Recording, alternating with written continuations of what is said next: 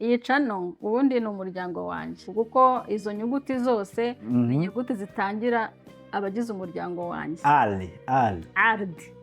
Ardi ni ukuvuga ni umugabo n'abana banjye babiri na Diane nyine. Dutekereza iyi cano twatekereza gutanga ibitekerezo twebwacu tubona byafasha sosiyete nyarwanda. Twahereye ku bifasha ababyeyi ko nanjye ndi umubyeyi tumaze iminsi tubikurikirana cyane.